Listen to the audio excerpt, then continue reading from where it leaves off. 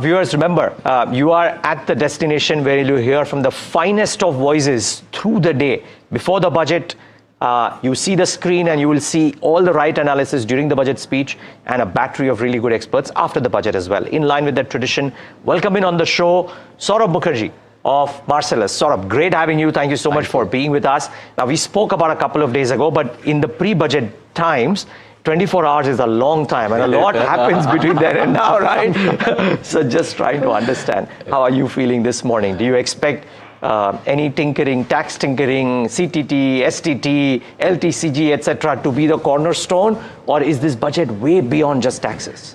Look, I mean, they'll mange more on tax cuts, right? We need tax cuts, but my hunch is it'll be difficult for the FM to deliver tax cuts, much as I would like to see personal income tax go to zero for people earning less than 15 lakhs, corporate taxes being reduced for those companies with PAT less than a crore. But I think it'll be tough for the FM to deliver that. At best, I think we'll see fiscal consolidation and hopefully some trimming of capex to create some room for tax cuts in the ecosystem. But this is a tough situation. Both central government and state governments are borrowing heavily in the bond market. That's pushing up yields. And that's something I think the government will try to tackle in the budget. Wow. So, sort of, let me get this straight. You are kind of batting for maybe capex to be lower as long as it helps in some sense consumption, if you will again. I think capex, the only way the government can finance tax cuts is by cutting capex, right? Because otherwise, if you don't cut capex and you cut taxes, bond market's going to punish you, right? So if I was the FM, as I said on your channel a couple of days ago, I'd cut capex, create room for tax cuts and give those tax cuts to the middle class on income taxes and to small businesses on the SME side. I think that's the optimal budget, but hey, let's see what we get at 11 o'clock. The counter would be that they did cut taxes it did help the economy, year. right? The only reason we have some growth in the country is because of the FM's tax cuts, both on income taxes and on GST. Otherwise, we'd be dead as a dodo. Yeah, but they've helped the economy in just certain pockets. And that extra money was spent in it's not a sort of a wide ranging kind of a net. So is it, just to complete that thought, so is it the most efficient way really to spur growth? Absolutely. Because that is the core Because what's question. happening on the capex side, right? The capex numbers are going up each year, but we can't see the push through into the economy. So if you look at completed projects, completed government projects, it's only up 2% YOY. So the capex spending is going up 10 or 11% most years, but the flow through is not coming through. And in the meantime, the states are doling out money left, right and center. Fiscal populism has become the order of the day at the state government level. So we're nearly doling out 1% of GDP as cash transfers for this or that schemes.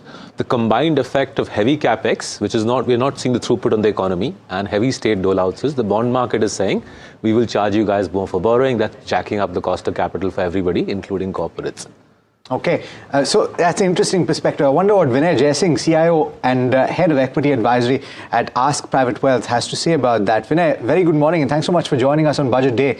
The question, of course, is, as Saurabh Mukherjee just pointed out, that he believes that capex should be cut and a further tax break should be given to the middle class so that you can further bolster consumption along the lines of what has already been done. Do you agree with that, or do you think that the finance minister should take a different path? Well, I think, there's a lot of merit in what Saurabh is saying, and thanks for this opportunity, firstly. But the way I would believe is, break the capex up into core capex and, the rest of the capex. So if you look at the 11 trillion number which they announced last year, 9 trillion according to us is the core capex, the one going in for making jobs, which is for rail, road, and other such things like housing. That part of it, I think, should grow by 10 to 15%. If that 9 trillion goes to about 10.5 trillion and the other remaining part, does not increase, it doesn't matter. But for me, it's a must that, the capex increases. The question, I think, which Saurabh and everyone's trying to address is then how do you get to a fiscal deficit of about 4.2%, or how do you curtail that? I think there the government has enough and more which it can do. It's very important that cash comes in the hands of consumers. So as they cut taxes last year, if they can do a little bit of that, that's great. As they can give rural India a little more money, that's even great. So how do you increase your revenues?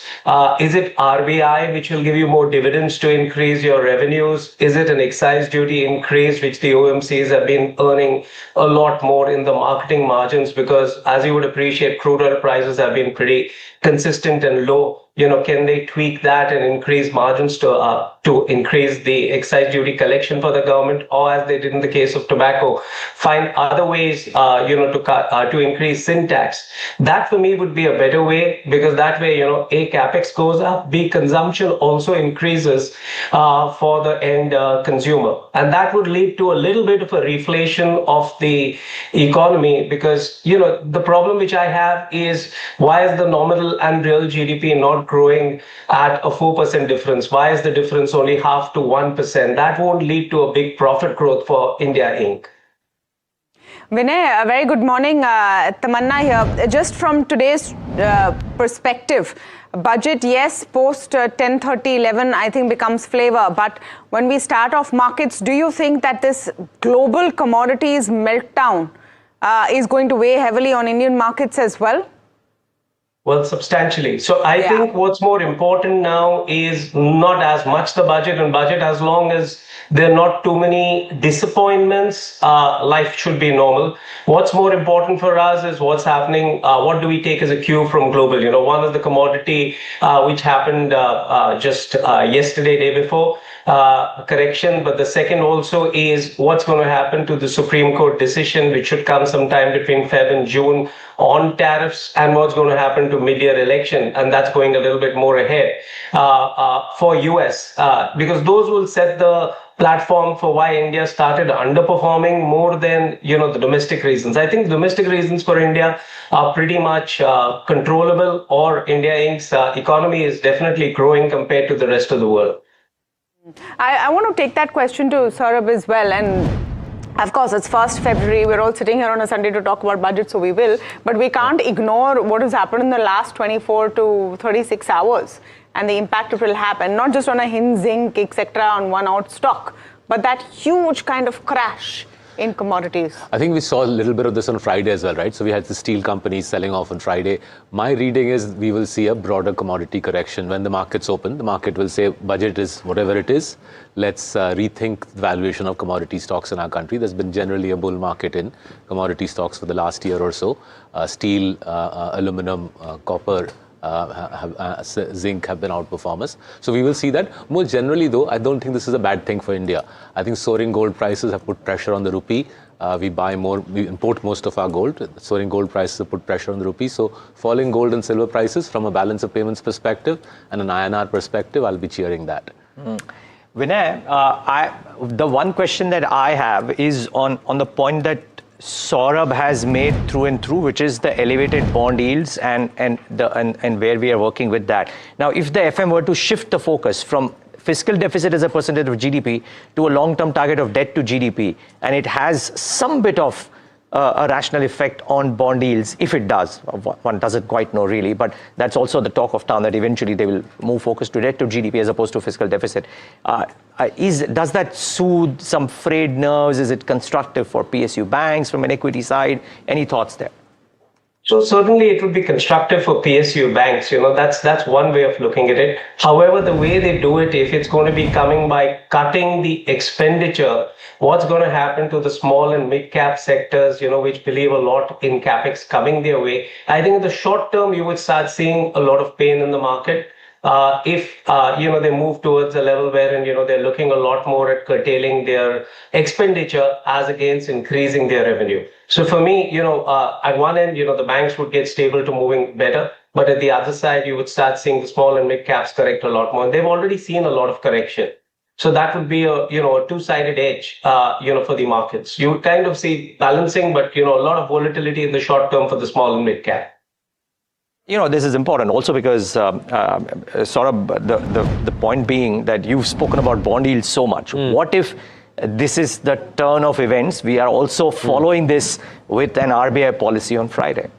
So look, I think in this budget, more than the equity market, I'm looking at the bond market. If the bond market is happy with this budget, I'll be happy. My worry is this whole new spiel about focus on debt to GDP, not the budget deficit. I think this is simply a ruse for a broader government spending thrust over the next 5 years. The math side, it suggests, Neeraj, 10 to 15 trillion of extra government spending in the next 5 years, right? And I don't think the bond market would like to hear that. So let's see how the FM presents it. I think the bond market's reaction today is far more important than the equity market's reaction. But don't the rating agencies follow debt to GDP per se? And therefore, if they are happy with this, we've gotten upgrades, the government may not want to spoil that party for sure, or the FM may not want to spoil, and therefore this is giving them the leeway. Also, to add to that point, just to add to that point, you've had profligacy across the board in major economies, and from that perspective, all of this is relative. And so you've had the government be very pragmatic in the spending. But look, state governments, what about state governments? So let's just join all of that, right? If you add up center plus states, the government of India is borrowing 10-year money at 7.5. Tax revenues are growing at 3 to 4. This is deadly, folks. This is deadly. If your interest rate is higher than your rate of revenue growth, what we economists call it, is a debt trap. So this is something the bond markets are worried about. Let's see how the FM assuages their concerns. Either revenue collections, government's revenue collections go towards the double-digit mark, or bond yields come down. Because at the moment, the status quo is untenable. 7% cost of borrowing, 3 to 4% revenue growth. Yeah, that's absolutely going to be one concern. But we have breaking news coming in this morning where we are prepping for the budget, and Shrimi Chaudhary, our Delhi Bureau Chief, joining in for more. We have an inside scoop on what we may see in terms of announcements and major bills which will be announced in this budget. Now remember, a lot of them will go through the process that they need to through Parliament, etc. But there are major bills which will find a mention in this budget. Shrimi joining in with more details. What are you picking up, Shrimi? Yeah, Tamanna, good morning. So among the important legislation that could be taken up during the budget session is one securities market code aimed at consolidating and modernizing law governing capital markets. Then IBC, expected to address gaps flagged by, insolvency courts and improve resolution timelines. Then you have Jan Vishwas bill, focused mainly on, deregulation, decriminalization of minor offences and improving ease of doing business. And then you have Companies Amendments Bill, which may bring further changes to corporate compliance and governance law. Now, some of these bills actually gone to, a standing parliamentary committee in the last session of Parliament, that is winter session in December. So that could move in the, budget session which started. And then you have a line of reforms which, alongside of legislation action, is expected to be outlined by Finance Minister today. And that includes overhaul of custom duty free to align with tariffs with domestic manufacturing and global trade goals. Then a clear glide path for Viksit Bharat green and renewable energy manufacturing scheme. That is also going to be the part of her announcement. A detailed framework for the National Manufacturing Mission aiming to scaling up industrial capacity. Now remember, this is also one of the major announcements made in the last budget. Then they're also picking up that there has been a proposal of higher FDI in public sector banks and a banking governance bill to strengthen oversight and efficiency in the PSD. So that could be taken up, and perhaps this governance bill could be proposed by the SM in this speech is what we are hearing from the sources. And then you have facelift of export promotion framework with a sharper focus on competitiveness and market diversification, along with credit scheme for MSMEs. So these are the reforms. Some of them actually announced, and they are going to build up on that. And some new announcement you will see to soften blow of tariffs, but at the same time, we will see some balancing coming in, how to be on the fiscal glide path as well. Important points. All, actually. Shrimi, thanks so much for joining us and for giving us that perspective. it actually dovetails very nicely with what Shrimi had told us in the run-up to the budget days ago, that the focus is going to be on these key areas, and I think this is a reinforcement of that, if anything. We're joined in studio this morning by Parag Thakkar, Head Fund Manager at Fort Capital, as well as Kush Bora, a founder at kushbora.com as well. Familiar faces for all of you, but today is a special day for everybody. Parag bhai, before we talk about budget, I think you will like to say, I told you so, wouldn't you? No, I will never say that. You will never say that. Once you say that, you go wrong. Okay. But for those who don't remember, so go God back is and kind. look at those clips. God is kind. Finally, it went into, and I still. No, but it ran up. It ran up a fair. Yeah, correct. Okay, so for context of those who don't know what we're talking about, a couple of weeks ago, Parag bhai we talked about the silver prices, and he said very clearly, I am getting all my coins together and I'm selling them. Yeah. This is going to crack. I'm selling my family silver. I sold it. You sold. You sold it. It went up after that, but then today you are. No, that's okay. See, basically, I just wanted to give message that you should not be in a FOMO. When there is such a sharp rally in any asset class, whether it can be equities also, which is my favorite asset class, but if there is so much euphoria, I should just stay away. Don't get caught into it. You will always get caught on the wrong side. And that is my view, and that's what I practiced, and it played out, right? So I feel that, see, once you're at the starting of the cycle, first 10-20% you can afford to miss and then join the party in any asset class cycle. But this was towards the fag end of it, very stretched, very euphoric. So it was time to stay away from it. Okay.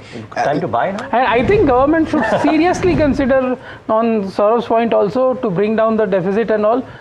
Family ka silver, I think somebody was. I did. Silver ही बेच दो ना, Hindustan Zinc में ही stake बेच दो. I think sell stake in Hindustan Zinc, Hindustan Copper, gradually OFS and raise 1 lakh crores. Yeah, That is my sincere request to government. Yeah, you want to come in on that? Yeah, I think I agree with Parag. Look, the stress in the fisc is evident, right? If tax collections were not growing at 3-4%, perhaps we wouldn't be discussing this.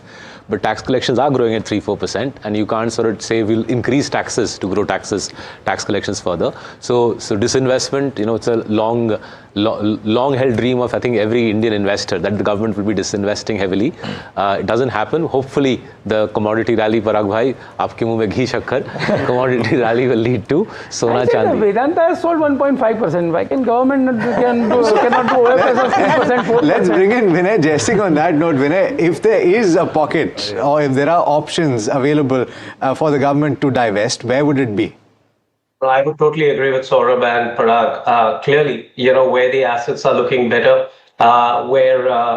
also remember, if you just think of it as an economist and forget the last 1 week or 2 weeks move of silver and gold, when there's so much of political uncertainty happening world over, so much of global turmoil, you are looking at products like gold and silver as a risk-off trade. Now, the problem is the risk-off trade has moved up so much on their bourses that it's become valuable. Absolutely. Divestment is a pleasure. It solves the problem of why not have capex and divestment.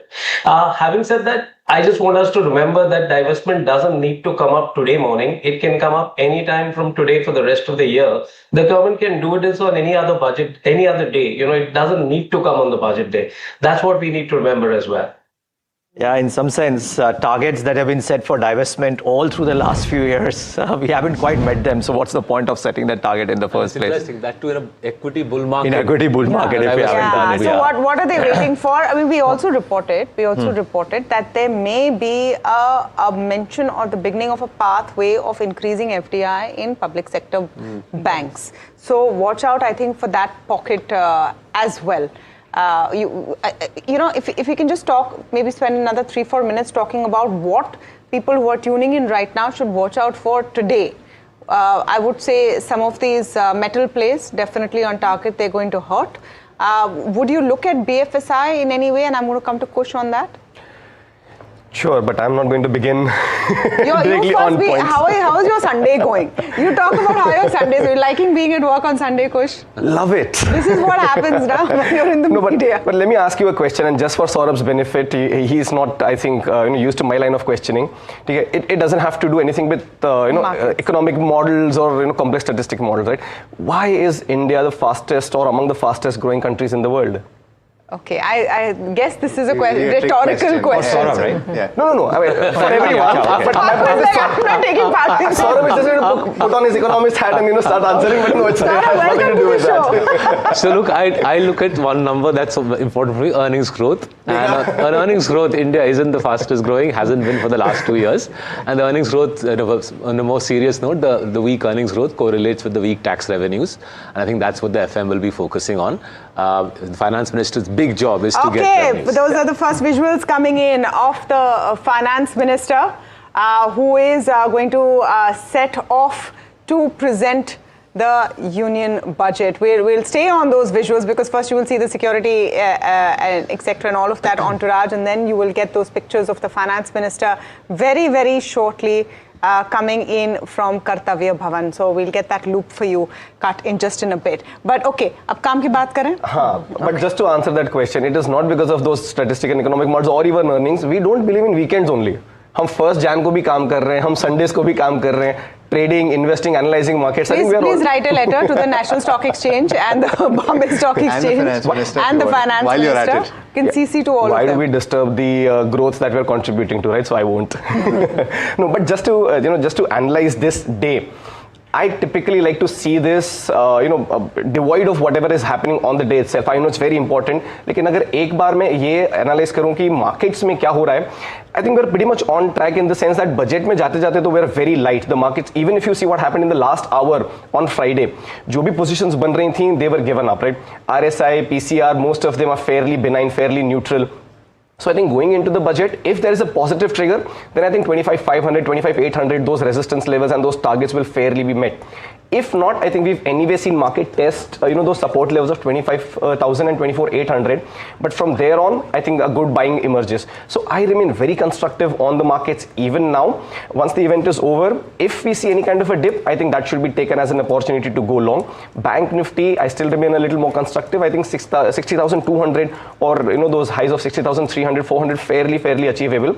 Here too, buy on dips is the strategy. So if you do get any kind of a dip to dip, should be taken as an opportunity to go long. Okay, one quick last point to Saurabh, because then I know you need to leave. Saurabh, I can't leave you without the perfunctory. What are the top budget picks or sectors that you would be looking at? I think if given my dream budget is income tax cuts, corporate tax cuts, I would be looking at consumption reviving. I think the government appreciates that consumption is 60% of GDP.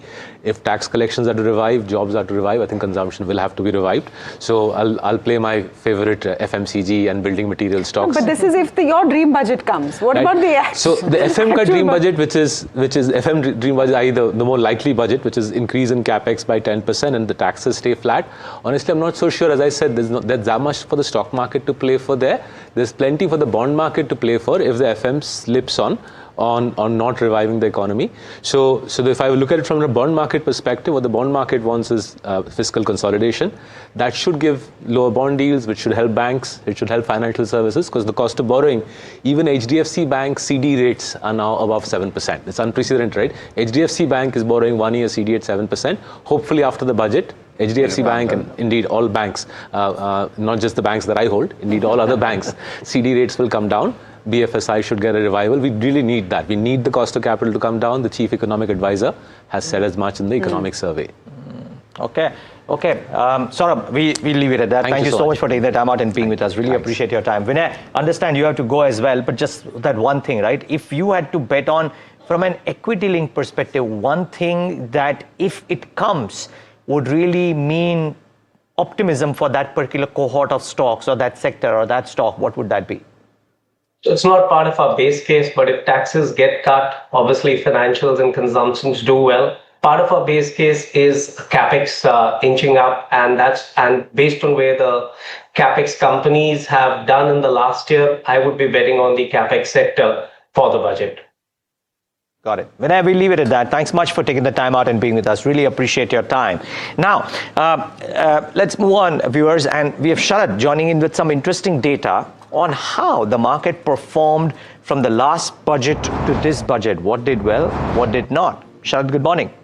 Good morning, Neeraj. I'll just give a kind of a performance of Nifty on the day of budget as well. And interestingly, last 3 years, it has trended on the negative side, but not big correction. Only 2021 was the year where we saw a 5% move coming on the day of budget. The broader markets also, you look at it, largely we see it was on the negative side of the last 3 years as well. And the week after budget itself, we see not significant moves happening on either sides when it comes to both benchmark and the broader indices. But budget se budget tak, from last budget day till now, the sectors which has underperformed mostly, this includes realty, media, FMCG, IT, falling between 9 to almost 20%. The sectors which did really well are the metal and the PSU banking pack. And if you look at the broader indices, Nifty has given almost 7% returns, Nifty mid cap 5%, but Nifty small cap 250. That is where the downtick is coming. It was down 4%. But stocks are very much important in our list.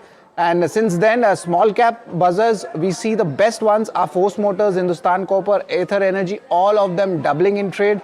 While the losers, they include Tejas Networks, Cohance Networks, all falling more than 60%. Mid-cap gainers includes AB Capital, Nalco and L&T Finance, while the mid-cap losers from the last budget, they include Premier Energies, United Breweries, Godrej Properties, all falling above the 30% mark. Nifty gainers, lastly, Shriram Finance, Hindalco, they are the star over here, going up more than 60% in the trade from last budget. And the Nifty losers, if you see, Trent, ITC, TCS, Wipro, all make it to the list, falling between 21 to 39% since the last budget. Absolutely. Sharad, thanks so much for getting us those details. Remember, fortunes can change very quickly, and you saw that with ITC, the moves coming very quickly in the last couple of weeks. And you might just see a big change in the metal counters that you saw that have gained in those fantastic numbers on the screen. We've got lots of stocks to talk about before the start of trade, so do stay tuned and don't go anywhere.